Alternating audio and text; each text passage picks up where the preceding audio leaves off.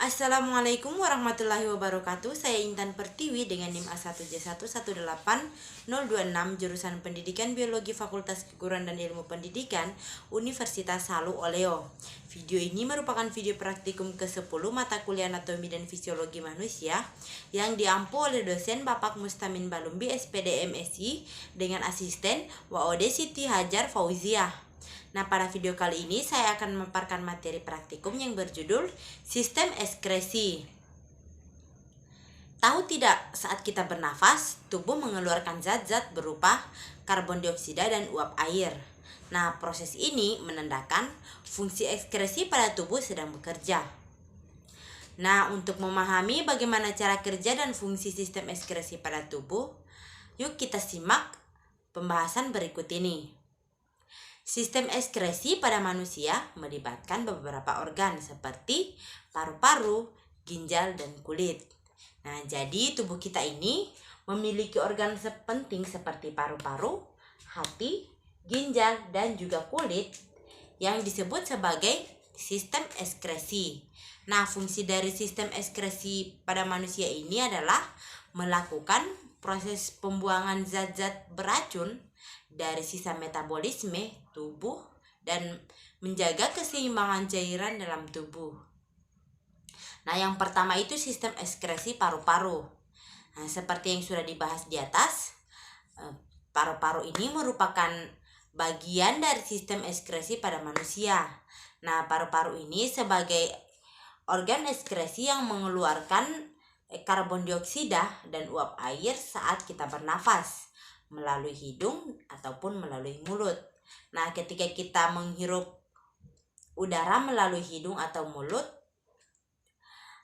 nantinya paru-paru akan memasukkan oksigen ke dalam tubuh, kemudian mengeluarkan karbon dioksida yang berupa uap air, di mana udara ini masuk melalui hidung dan akan menuju ke trakea, tepatnya pada bagian tenggorokan, dan dari sana udara itu akan dipilah ke saluran-saluran udara yang disebut dengan bronkus dan akan memasuki paru-paru. Kemudian udara ini akan dipilah lagi untuk masuk ke dalam bronkiolus yang akan menuju ke kantong udara atau yang disebut dengan alveolus.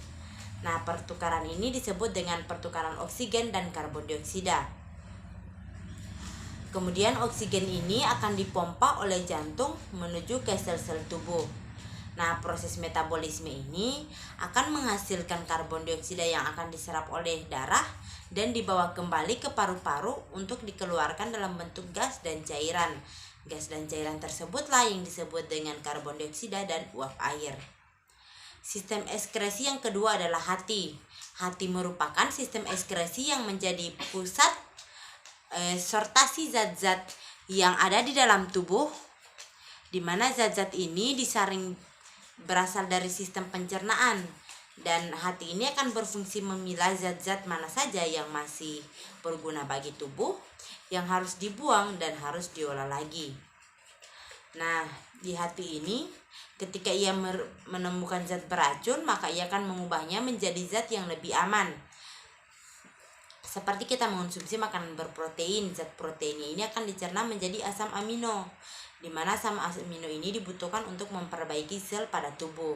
Nah, asam amino ini mengandung zat nitrogen pahamifren.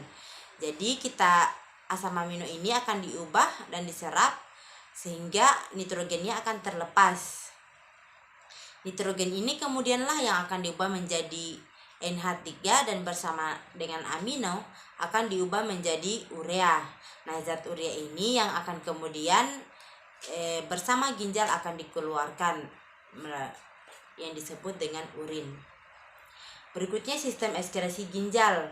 Nah, ia terletak di belakang rongga perut, tepatnya bagian kanan itu lebih rendah daripada bagian kiri agar bisa memberikan ruang kepada hati. Nah, bentuk ginjal ini mirip dengan kacang merah, tetapi ukurannya lebih besar, dan ukurannya itu hampir sama dengan kepala tangan, yaitu sekitar 10 cm dengan berat 100 sampai dengan 175 gram tergantung dari umur dan jenis kelamin.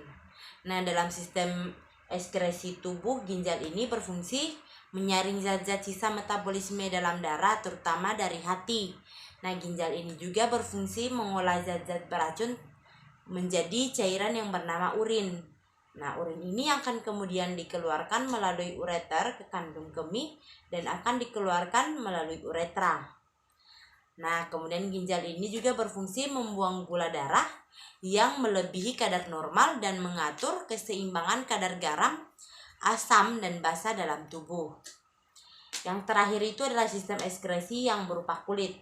Nah, selain melalui ginjal, dia juga metabolisme ini dikeluarkan melalui kulit, di mana kulit ini berfungsi sebagai sistem ekskresi karena mampu mengeluarkan cairan berupa keringat.